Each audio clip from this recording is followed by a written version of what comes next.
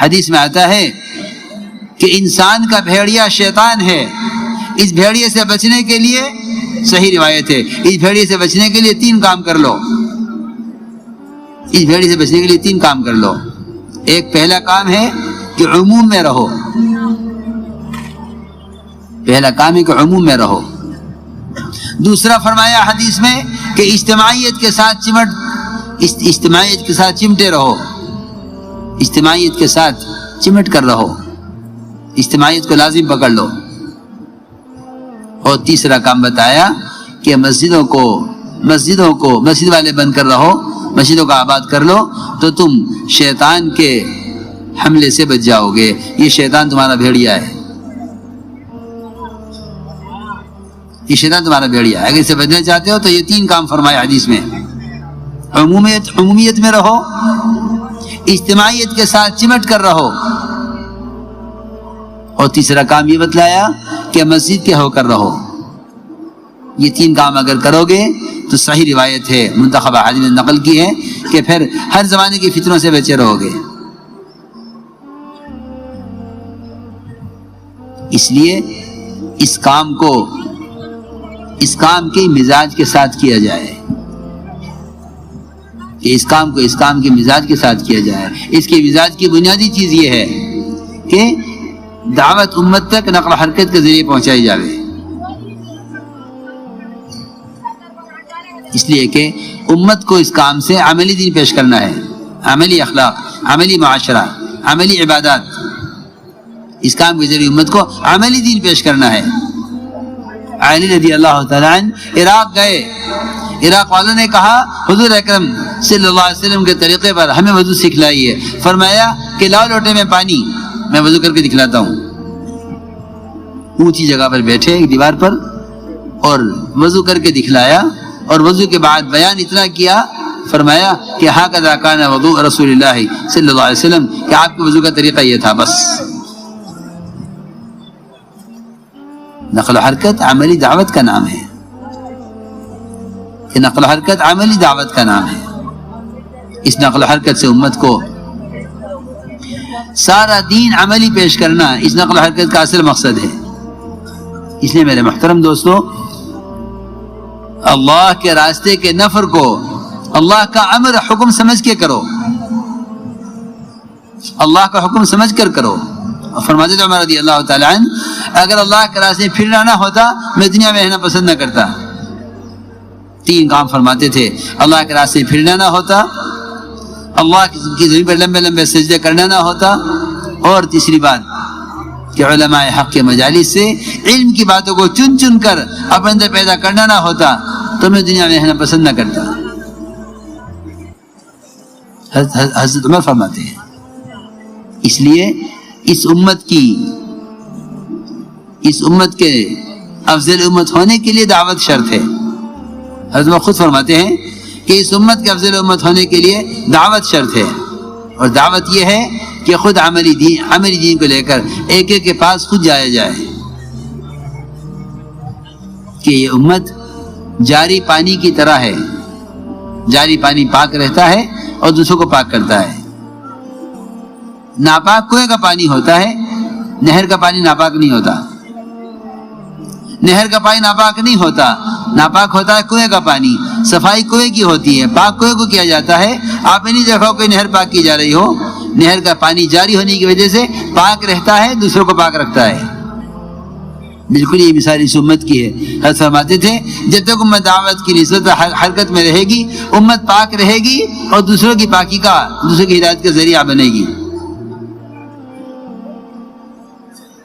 اس لیے اس امت کا امتیاز، اس امت کا بنیادی وظیفہ اور اس امت کی فضیلت وہ اللہ کے راستے کی نقل و حرکت ہے۔ وہاں صاحب فرماتے تھے ہر سال 4 مہینے اگر اس کام کے لیے فارغ نہیں کر رہے ہو، ہر سال 4 مہینے اس کام کے لیے فارغ کرنے کو اگر جزء زندگی نہیں بناؤ گے، ایمان کی حلاوت، ایمان کا مزہ نہیں چکھ سکتے، بلکہ مولانا صاحب کے ملفوظات میں چھپا ہوا ہے۔ یہ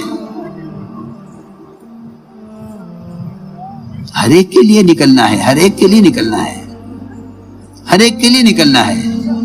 علماء نکلے امت کی قیادت کے لیے، امت کی تعلیم کے لیے. عوام نکلے اللہ کے راستے میں ساری امت کو اس طرف لانے کے لیے اور علماء سے استفادے کے لیے. اس لیے کہ اس امت کی خاصیت یہی ہے، خصوصیت یہی ہے اس امت کی کہ اپنے دین کو لے کر حرکت میں آؤ. سارا ماحول بدلے گا نقل حرکت سے. اللہ نے دعوت میں خاصیت رکھی ہے ماحول اور یقین کو بدلنے کی. دماغ صبح دعوت دینے کے قوم کو، شام تک پوری قوم اسلام میں داخل ہوئی، نمازیں ہونے لگی، اذانیں ہونے لگی، مسجدیں بن گئی صبح سے لے کر شام تک. اللہ نے دعوت میں خاصیت رکھی ہے یقین اور ماحول کے بدلنے کی. اس لیے میرے عزیز دوستو، اس اجتماع کا اصل مقصد سارے ملک اور سارے عالم کی صدا پر بکھرنے کے لیے ہے. اس اجتماع کا اصل مقصد یہاں جمع ہونا سارے عالم میں دعوت کی نسبت بکھرنے کے لیے ہے. یہ پورا مجمع مطلوب ہے. ہمارے اجتماعات میں یہ سوال ہونا کہ کون تیار ہے، یہ سوال اس اجتماع کے موضوع کے بالکل خلاف ہے. اس اجتماع کے موضوع کے بالکل خلاف ہے یہ کہنا کون تیار ہے. ہم سب کا، ایک ایک فرد کا اس میدان میں جمع ہونا اللہ کے راستے میں نکلنے کے لیے ہے. اللہ کے راستے میں نکلنے کے لیے ہمارا جمع ہونا اس مقصد کے لیے ہے. ہمارا جمع ہونا اس مقصد کے لیے ہے کہ ہم اللہ کے راستے کے نفر کے لیے جمع ہوئے ہیں. یہ مقصد ہے جمع ہونے کا. اس لیے کہ یہ تو میں شروع سے عرض کر رہا ہوں کہ اگر اپنے دین پر چلنے میں اختیارات، اپنے دین پر چلنے میں اللہ کی مدد چاہتے ہو تو پھر یہ شرط ہے ان تنصروا اللہ ینصرکم ویثبت اقدامکم، کہ اگر تم اللہ کے دین کا ہمارے ایسا فرماتے تھے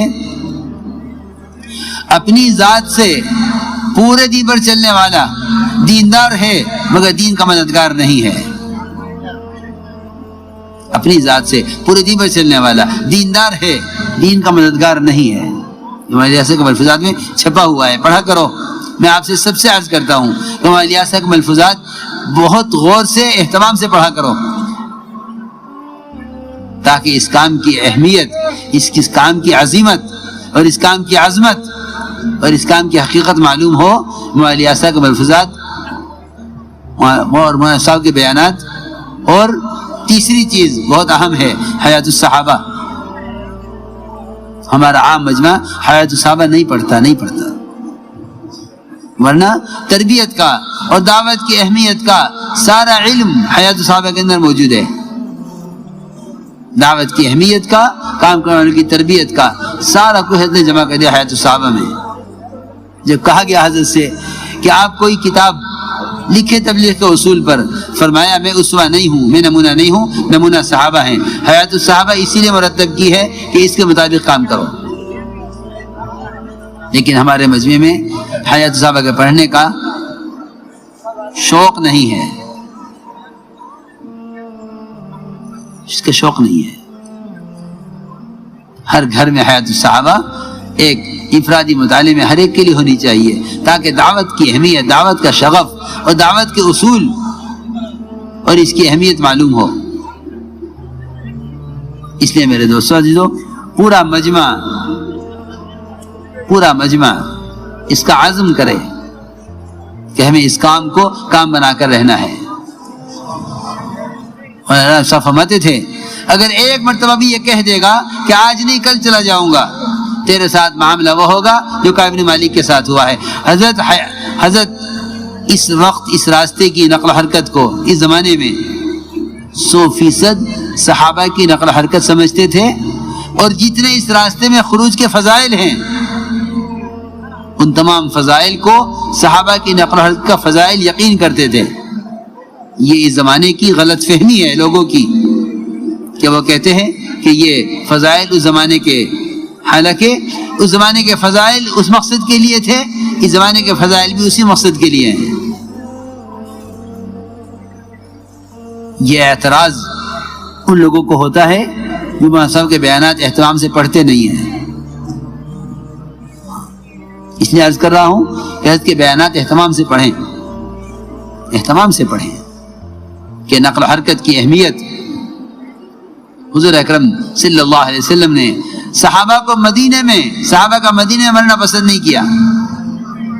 ایک صحابی کے وقت آیا وفات کا مدینے میں، آپ نے خود ہی کہنے لگے کہ اونٹ کی طرح مدینے میں مر رہا ہوں، کاش اللہ کے راستے میں ہوتا، کسی زخم سے روح نکلتی تو اللہ کے راستے میں موت آتی جو دین کا حیات کا ذریعہ بنتی.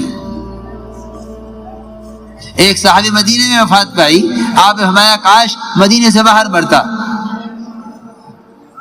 حضور اکرم صلی اللہ علیہ وسلم نے اپنی امت کو نقل و حرکت پر ڈالا تھا. میں نے شروع میں عرض کی تھی ایک بات، شاید آپ کو یاد ہو، میں نے شروع میں ایک بات عرض کی تھی کہ مسلمان پر مال خرچ کر دینا یہ دین کی نصرت نہیں ہے، یہ مسلمان کی نصرت ہے. اور میں قسم کھا کر کہہ سکتا ہوں کہ اگر اس زمانے میں کسی ایک مسلمان کو پوری دنیا کا مال دے دیا جائے، اللہ تعالی اپنی رضا سے اس آدمی کو پوری دنیا کے مال کا مالک بنا دیں. میری بات توجہ سننا، ایک فرد کو اللہ تعالیٰ، ایک مسلمان کو پوری دنیا کے مال کا مالک بنا دیں، اور یہ اس پورے مال کو جو زمین کے اوپر اور نیچے ہے، اس پورے مال کو ایسے خیر کے کام میں خرچ کر دے جس سے اللہ بھی راضی ہو جائے، اور یہ اس خرچ کرنے میں مخلص بھی ہو، تب بھی خدا کی قسم آدھے دن اللہ کے راستے میں نکل کر دعوت دینے کے برابر نہیں ہے.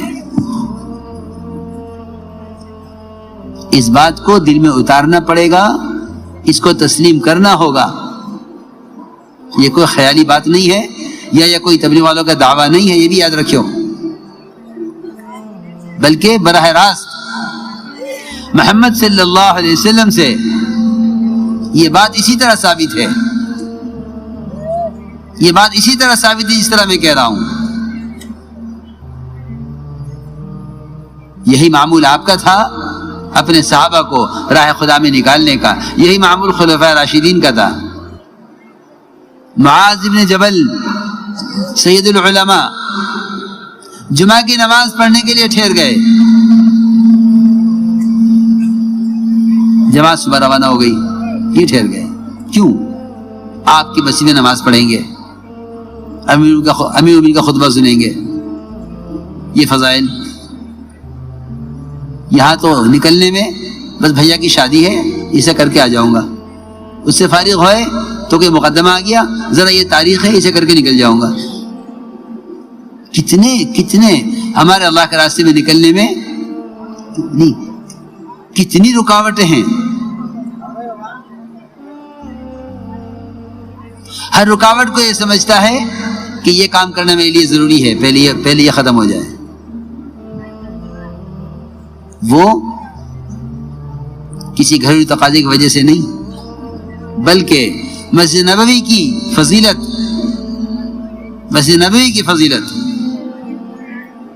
صلاۃ فی مسجد ھذا افضل من الف صلاۃ فیما سواہ الا المسجد الحرام، یہ حدیث لکھی ہوئی ہے، آج بھی لکھی ہوئی ہے. اس مسجد کی نماز کی فضیلت باقی تمام مسجدوں سے افضل سوائے مسجد حرام کے 1000 گنا بڑھی ہوئی ہے. اس ساری فضیلت کو دیکھ کر معاذ بن جبل رضی اللہ تعالیٰ عنہ جمعہ کی نماز پڑھنے کے لیے ٹھہر گئے، جماعت روانہ ہو گئی. حضرت عمر نے پوچھا معاذ تم گئے نہیں؟ عرض کیا جمعہ پڑھ کر چلا جاؤں گا، جماعت صبح روانہ ہوئی ہے. فرمایا بھول گئے تم؟ عبداللہ بن رواحہ جمعہ کی نماز پڑھنے کے لیے ٹھہرے تھے. تو حضور اکرم صلی اللہ علیہ وسلم نے کیا فرمایا تھا کہ ابن رواحہ اگر پوری دنیا کا مال تم خیر کے کام میں خرچ کر دو، یہی ترجمہ ہے اس کا جو میں عرض کر رہا ہوں، پوری دنیا کا مال تم خیر کے کام میں خرچ کر دو، ما ادرکت فضل غدوتہم، صبح نکلنے والوں کی فضیلت حاصل نہیں ہو سکتی. یہ فرمایا. اے ابن رواحہ اگر ساری دنیا کا مال تم خیر کی راہ میں خرچ کر دو، لو انفقت ما فی الارض جميعا،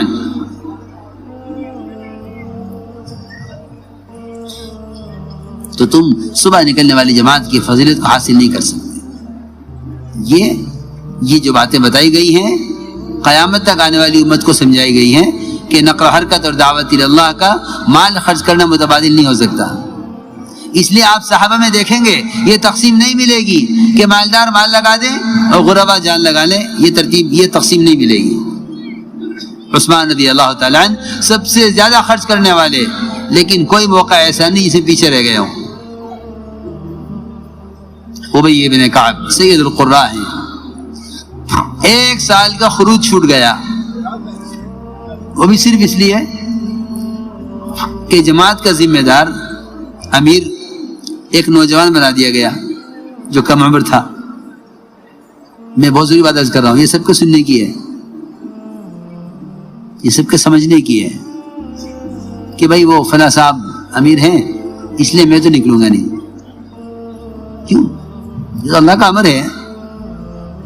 آپ کو اس سے کیا مطلب کہ نماز کو بڑھا رہا ہے؟ آپ کو تو نماز پڑھنی ہے، آپ کو تو نماز پڑھنی ہے، آپ کو اس سے کیا مطلب نماز کو بڑھا رہا ہے؟